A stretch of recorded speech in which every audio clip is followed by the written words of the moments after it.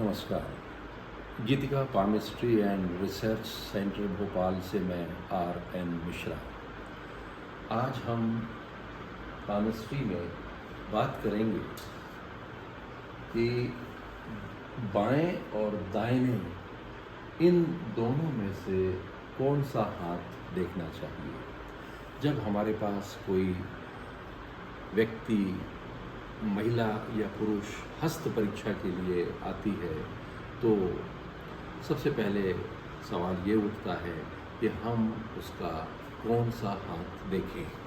क्या हम उसका बायां हाथ देखें या हम उसका दाहिना हाथ देखें। पुराने समय में जो प्रैक्टिस रही है उसके हिसाब से अगर स्त्री है, वो यानी लेडीज़ है, तो उसका बायां हाथ देखा जाता था, और अगर वो पुरुष है तो उसका दाहिना हाथ देखा जाता था।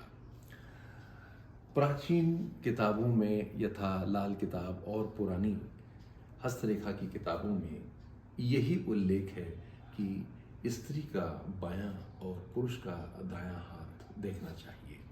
लेकिन अब परिस्थितियां बदल गई हैं।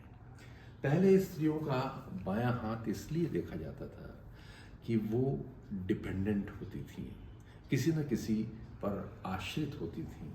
जब वो छोटी होती थी तो अपने पिता पर आश्रित होती थी, बड़ी होने पर पति के आश्रित, और जब वृद्ध हो जाती थी तो अपने पुत्र पर आश्रित होती थी।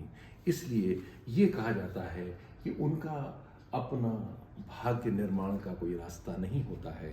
वो जैसी परिस्थितियां होती हैं उसके हिसाब से वो अपने आप को एडजस्ट कर लेती हैं। उनका अपना महत्वपूर्ण निर्णयों को लेने में कोई योगदान विशेष नहीं होता। अतः उनका बायां हाथ देखा जाना चाहिए। और चूंकि पुरुष कर्मवीर माने गए हैं और उनके द्वारा ही घर को चलाया जाता था और घर के वो मुखिया हुआ करते थे, इसलिए उनका दाहिना हाथ जो हमारा एक्टिव हैंड होता है वो माना जाता था। तो बायां हाथ और दाहिना हाथ ये देखने के लिए कि हमको कौन सा हाथ देखना है, हमको आज के समय में चाहे वो स्त्री हो या पुरुष हो, दोनों हाथों को देखना चाहिए।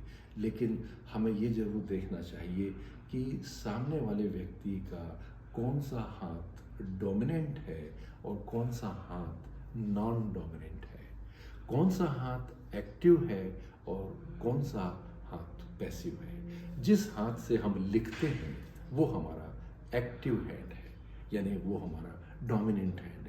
चाहे स्त्री हो या पुरुष हो, अगर वो सीधे हाथ से लिखते हैं तो हमें उनका दाहिना हाथ ही एक्टिव या डोमिनेंट मानना चाहिए।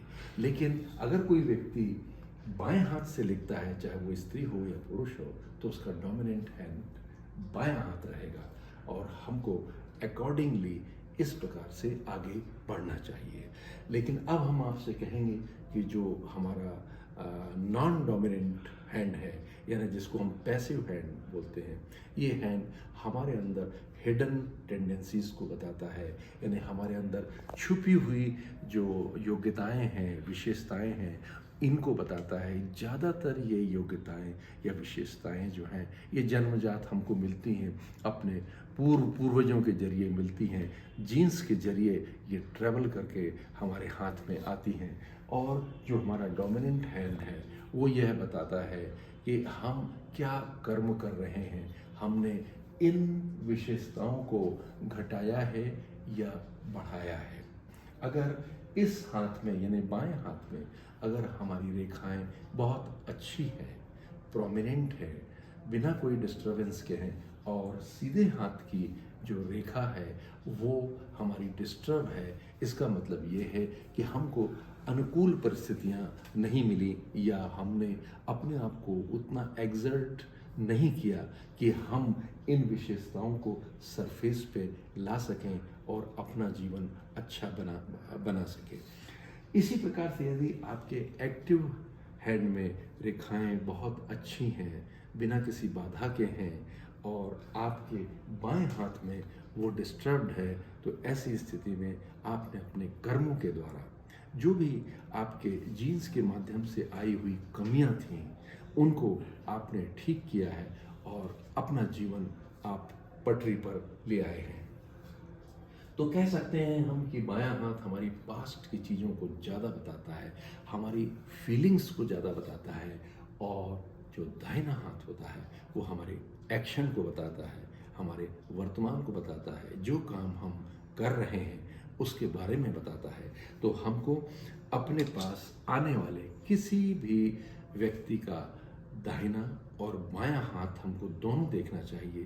पहले हमें नॉन डोमिनेंट हैंड का अध्ययन करना चाहिए, उसके बाद हमें डोमिनेंट हैंड का अध्ययन करना चाहिए, यानी पहले हमें पैसिव हैंड को देखना चाहिए और उसके बाद एक्टिव हैंड को देखना चाहिए, क्योंकि पैसिव हैंड में हमें ये मालूम पड़ता है कि हम क्या लेके आए हुए हैं, और एक्टिव हैंड में हमको ये मालूम पड़ता है कि हमने उन खासियतों को और ज़्यादा अच्छा बनाया है या नहीं, हमने अपने कर्मों से अपने जीवन को सुखद बनाया है या नहीं, ये हमारे एक्टिव हैंड से हमें मालूम पड़ता है।